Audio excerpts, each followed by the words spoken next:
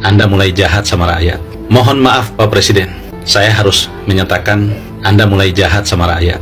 APBN dialihkan ke Dana Tara hanya untuk membiayai proyek hilirisasi sebanyak 21 kurang lebih, yang nilai anggaran yang diperlukan di atas 400 triliun lebih, mulai dari hilirisasi gas, besi, nikel dan lain-lain, dan itu Anda prioritaskan. Sementara CASN dan P3K Anda undurkan pengangkatannya di tahun 2025 dan 2026. APBN Anda gunakan untuk membiayai proyek-proyek strategis. Mohon maaf, sekali lagi saya katakan, yang menguntungkan pejabat-pejabat yang ada di lingkungan sekitar dan kebijakan yang dibuat oleh mereka. Menguntungkan mereka. Bisa jadi Anda pun diuntungkan Pak Presiden. Sementara kepentingan kurang lebih 2 juta rakyat Indonesia yang menanti nasibnya diangkat sebagai CASN dan P3K, Anda pending. Saya mengatakan Anda jahat Pak Presiden. Saya berharap, sekali lagi, saya berharap Bapak menjadi presiden yang baik buat Indonesia. Sudah cukup 10 tahun Pak Jokowi memberi contoh presiden yang buruk sepanjang sejarah kepemimpinan di Indonesia. Karena itu saya berharap Anda bisa menjadi presiden yang baik. Betapa sadisnya kebijakan ini. Karena kenapa? Skema pembiayaan Dana Tara yang semula uang rakyat, uang APBN, sudah tidak lagi menjadi uang APBN dan Anda gunakan untuk membiayai hilirisasi.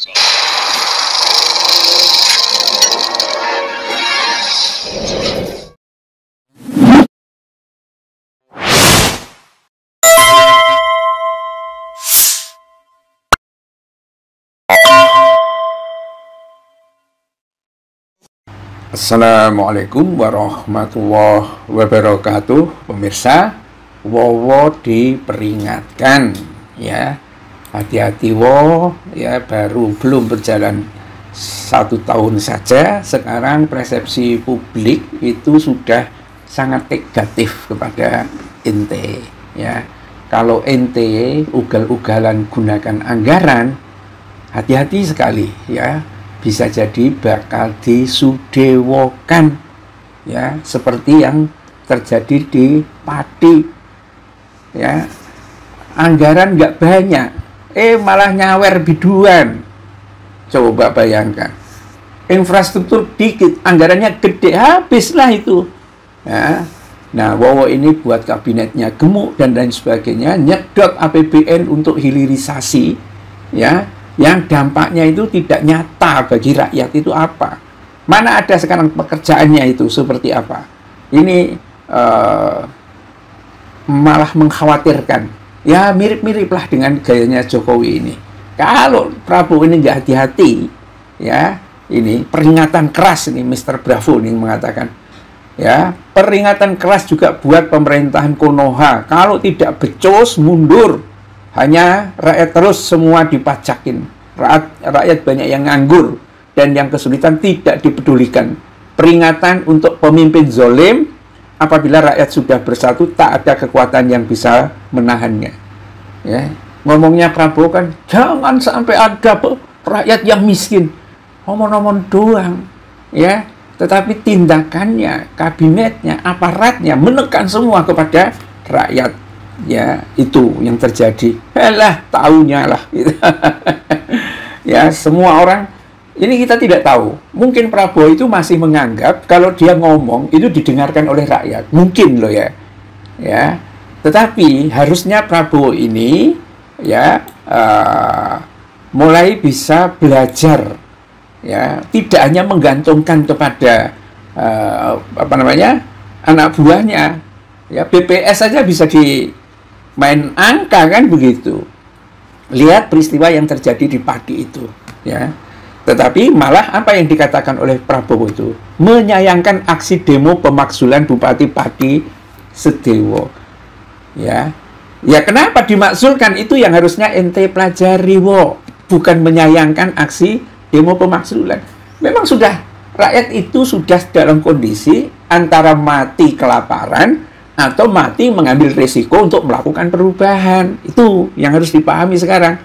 Dan ternyata kan kemungkinan memang pajak-pajak itu dinaikkan semua di tingkat desa-desa. Ya ini juga para termol, orang-orang bodoh di negeri ini yang tidak bisa diberi peringatan, ya kan? Menerima sembako, kemudian memberikan suaranya kepada pemimpin-pemimpin yang bodoh, zalim, tidak bisa menyelesaikan masalahnya. Akibatnya ya sampai kepada masyarakat yang paling bodoh di tingkat bawah kena imbasnya. Berapa harga sembako sekarang? Ya kan paling 100.000. Tapi dengan pajak naik 250.000, itu berapa ratus ribu yang diambil langsung dari orang yang ada tanahnya sedikit-sedikit yang ada di desa-desa itu. Lebih dari 300.000. Belum lagi kesulitan ini, itu, dan lain sebagainya. Ya, dan ini kayaknya mungkin karena sudah tua ya, Prabowo ini hanya mengandalkan kabar-kabar baik yang dari anak buahnya, membiarkan rakyat menderita banget karena pajak. Coba ini komentar-komentarnya tentang apa yang terjadi di Solo itu. Si Wowo menyayangkan terjadinya aksi demonstrasi besar-besaran di Kabupaten Pati, Jawa Tengah, yang menuntut Sudewo itu mundur dari jabatannya. Ya, meskipun belum memberikan tanggapan secara khusus, menurut Sekretaris Negara Prasetyo Hadi, ya, Presiden RI pasti menyayangkan situasi ini.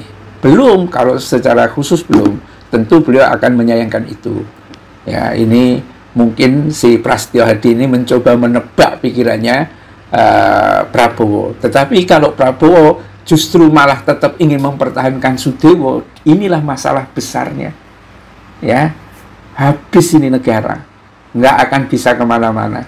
Memang sih ya, kalau orang sudah ngaku sebagai muridnya Mukidi, itu semuanya sebetulnya kena virus. Kayak Zulhas, kayak Bahlil, kayak semua.